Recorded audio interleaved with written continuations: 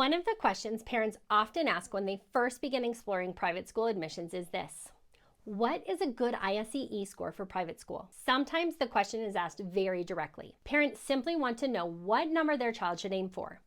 But beneath that question, there is often a deeper concern, because when families receive their child's ISEE score report, the document can feel surprisingly intimidating. Parents open the report and see several different percentile rankings. There are separate scores for verbal reasoning, quantitative reasoning, reading comprehension, mathematics achievement, and often an essay that isn't scored at all. Instead of a simple number, families are suddenly looking at a page filled with unfamiliar data.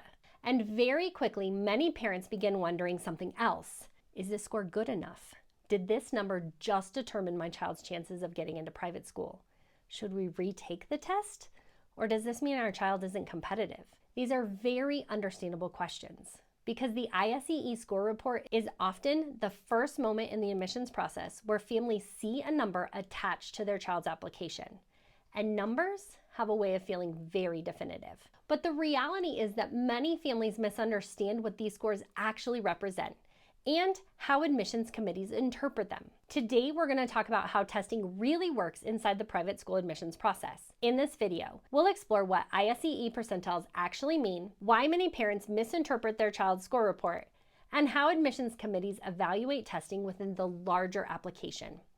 Because once families understand how testing fits into the admissions process, the numbers on the score report often feel far less mysterious and much less stressful. Welcome to Admissions Insights. I'm Crystal Stone. Each week, I share reflections and patterns I'm seeing from families navigating private school admissions so you can approach the process with more clarity, confidence, and calm. Because when families are trying to figure all of this out on their own, the process can feel confusing very quickly. My goal is to help parents see the bigger picture more clearly. Let's start with one of the most important things to understand about ISEE scores. The number on your child's report is not a grade. It's a percentile. And that difference matters a great deal. When parents see a percentile score, for example, the 65th percentile, it's very natural to interpret that number the same way we think about grades in school. A 65 might feel like a C or a D. And if a parent is used to seeing A's and B's on report cards, that number can feel discouraging. But that's not what the percentile is measuring. A percentile simply shows how a student performs compared with other students taking the same test. For example, a student scoring in the 65th percentile performed better than 65% of the students in the testing pool. And that testing pool is not made up of all students nationwide. It's primarily made up of students who are applying to competitive private schools. In other words, the comparison group already includes many academically strong students. So a percentile that might initially look modest can actually represent a solid performance within that group. This is one of the first ways parents sometimes misinterpret ISEE scores. They assume the percentile represents how their child performed compared to all students, but the comparison group is much narrower. Admissions officers understand this context very well, and they read score reports very differently than many families expect.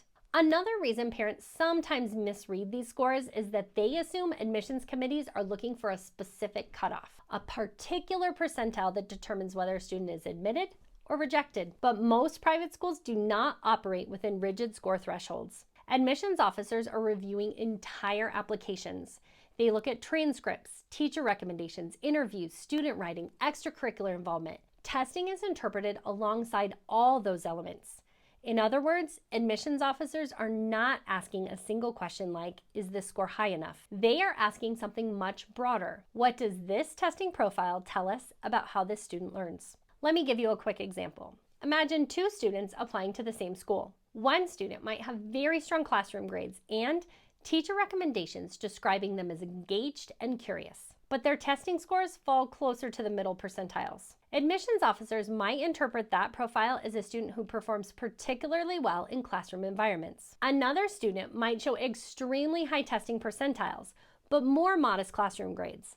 That pattern might suggest a different learning style. Perhaps a student who performs very well on standardized assessments, but whose classroom engagement is less consistent. Neither of these profiles automatically determines an admissions decision. Instead, the admissions committee is trying to understand the student as a whole. Testing is simply one piece of that larger picture. And this is where many parents experience unnecessary stress, because families sometimes assume that the ISEE score is the single most important factor in admissions. But private school applications are designed to give admissions officers multiple ways to understand a student. The transcript shows how the student performs across an entire school year. Teacher recommendations describe how the student participates in the classroom. Interviews reveal how the student communicates their ideas and interests. And testing provides another snapshot of academic ability. Admissions officers are trained to interpret those pieces together. No single component tells the entire story.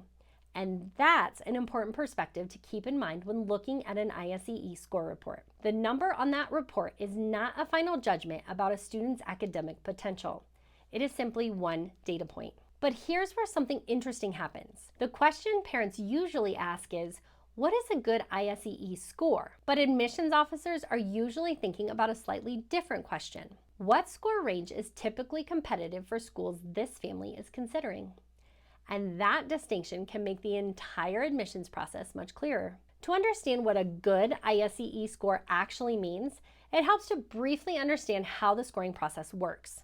Because the number that appears on your child's score report is not simply the number of questions they answered correctly. The ISEE scoring process happens in several stages. First, students receive what is called a raw score. The raw score is simply the number of questions the student answered correctly on each section of the test. If a student answers 28 questions correctly on a section, their raw score for that section is 28.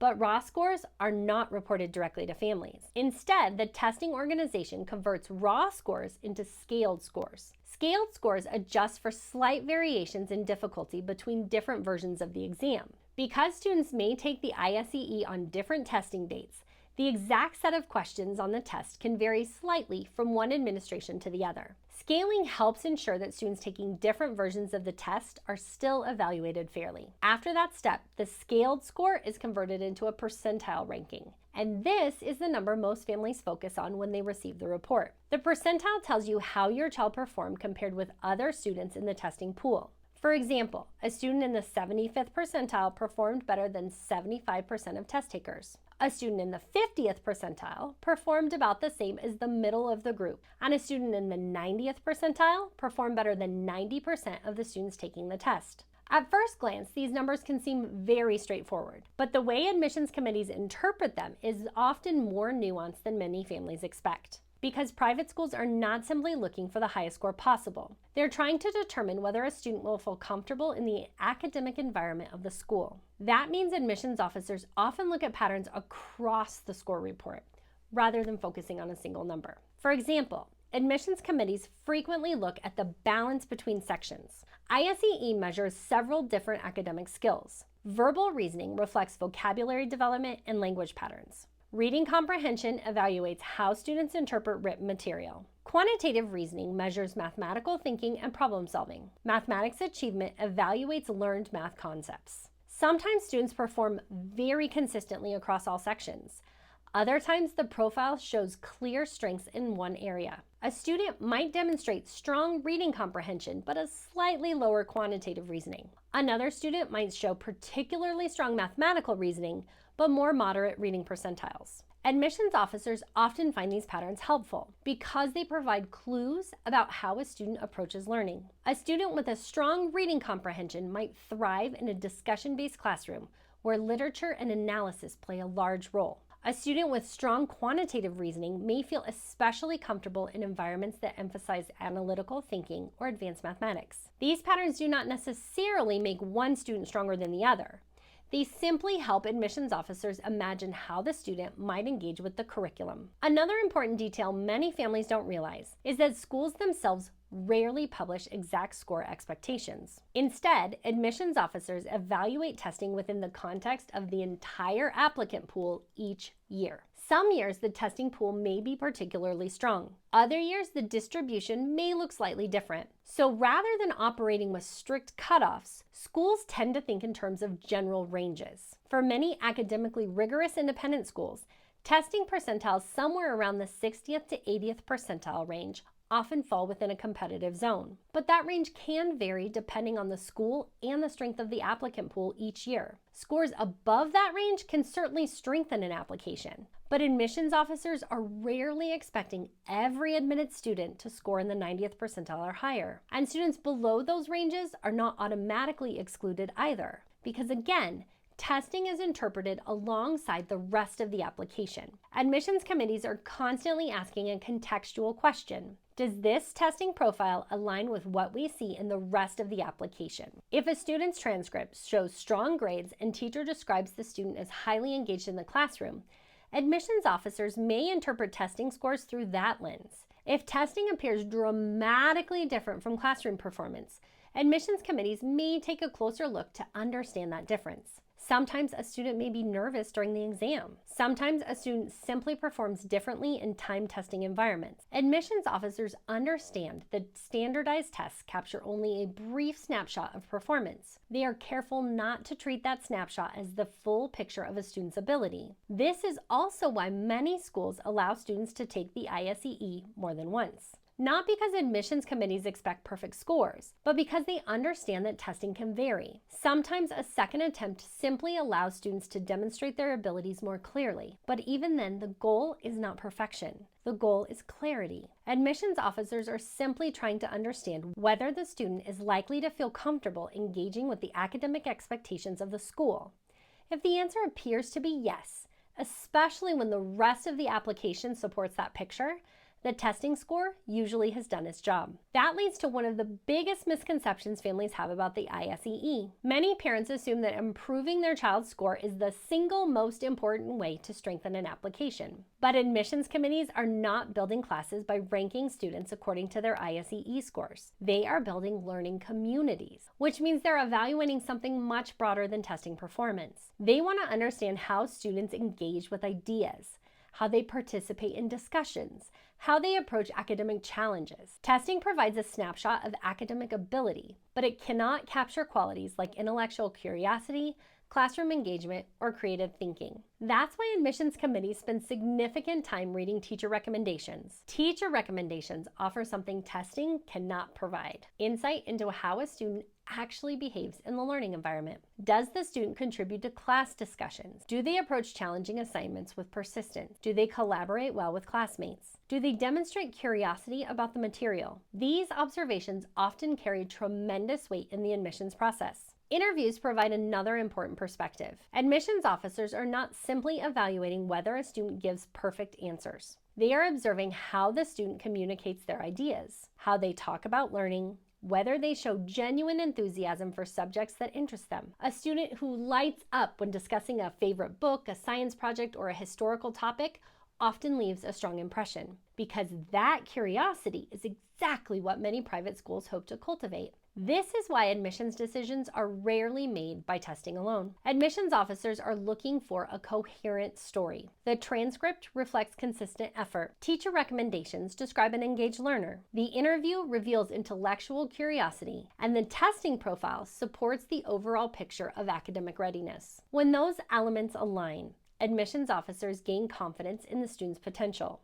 And that confidence often matters far more than the difference between one percentile and another. If you're a parent currently trying to interpret your child's ISEE or SSAT scores and wondering what those numbers actually mean for your school list, I've created a workshop that walks through this process step by step. It's called the Private School Admissions Roadmap. And in this 35-minute parent workshop, you'll leave with a clear understanding of how private school admissions decisions are actually made, a simple framework for evaluating how competitive different private schools really are, a realistic perspective on how ISEE and SSAT scores are interpreted by admissions committees, and a clearer sense of what families should focus on next in the admissions process. Because once families understand how these pieces fit together, testing, transcripts, recommendations, interviews, and school selection, the entire admissions process becomes much easier to navigate. You can watch the workshop through the link below. And if you're a parent navigating private school admissions and you want clear guidance each week, I'd invite you to subscribe to the channel so you don't miss future admissions insights. Each week, we talk about testing strategies, school selection, admissions timelines, and how families can approach the private school process with more clarity and confidence. Thank you for being here, and I'll see you in the next Admissions Insights.